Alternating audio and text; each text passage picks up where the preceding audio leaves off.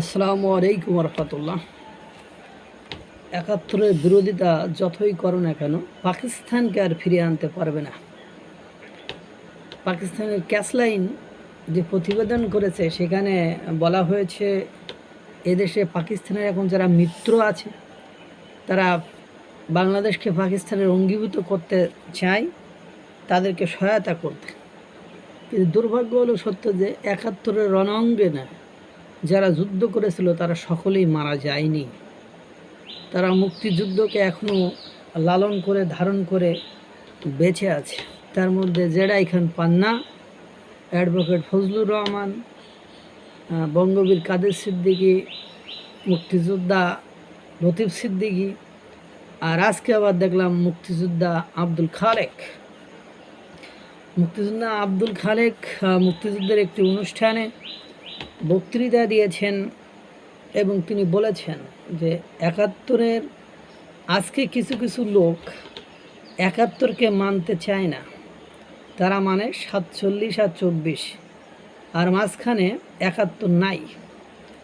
তবে এই আহাম্বকরা, আহাম্বক মানে তো বোঝেন বোকা, তবে এই আহাম্বকরা কোন দেশে বাস করে? আরে বাবা, তোমরা একাত্তরের বিরোধিতা যতই করো না কেন, পাকিস্তানকে আর ফিরিয়ে আনতে পারবে না, সেটা সম্ভব না। বাংলাদেশের জনগণ বিদ্রোহ করে, যুদ্ধ করে ওই পাকিস্তান থেকে বাংলাদেশকে আলাদা করেছে, স্বাধীন করেছে। আমরা যুদ্ধ করেছি, হয় যুদ্ধে জয়ী হব, না হলে মারা যাব, অর্থাৎ জীবন দেব, হয় মারব না হলে মরব, এই দেখিয়ে আমরা যুদ্ধ করেছি। এই যুদ্ধ হয়েছিল অস্ত্রের সাথে অস্ত্রের, আর 24-এ যে যুদ্ধ হয়েছে সেটা অস্ত্রের সাথে বিনা অস্ত্রের। স্বাধীনতা হয়েছে 71-এ, সেটাকে কোনোভাবে অবমূল্যায়ন করা যাবে না। এবং দেখেন, মুক্তিযোদ্ধাকে নিয়ে কেউ কটাক্ষ করলে কোনো মুক্তিযোদ্ধা আপনাদেরকে ছেড়ে দিবে না। কর্নেল অলি আহমেদ যে পুরোদস্তুর মুজিব বিরোধী এবং আপনার হাসিনা বিরোধী, যখন পিনাকি বলল যে 1 লক্ষ লোক শহীদ হয়নি, তখন কিন্তু সে সেক্টর ধরে ধরে বলে দিয়েছে যে কোন সেক্টরে কতজন যোদ্ধা ছিল, কতজন মারা গিয়েছে। তখন কিন্তু সে প্রতিবাদ করেছে। অর্থাৎ মুক্তিযুদ্ধের বিষয়ে ছাড় কেউ কাউকে দিবে না।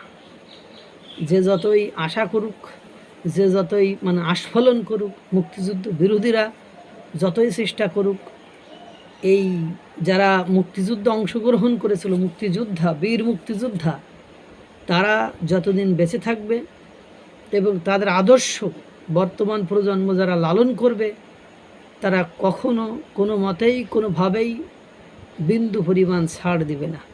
আল্লাহ তাআলা সকলকে ভালো রাখুক, সুস্থ রাখুক, আর এই আহাম্বকদের একটু বুঝদান করুক, যাতে করে ধ্বংসের খেলায় নিজেরা না মেতে দেশকে ধ্বংসের মুখে না ঠেলে দেয়। আল্লাহ তাআলা ভালো রাখুক, সুস্থ রাখুক। আসসালামু আলাইকুম ওয়া রাহমাতুল্লাহ।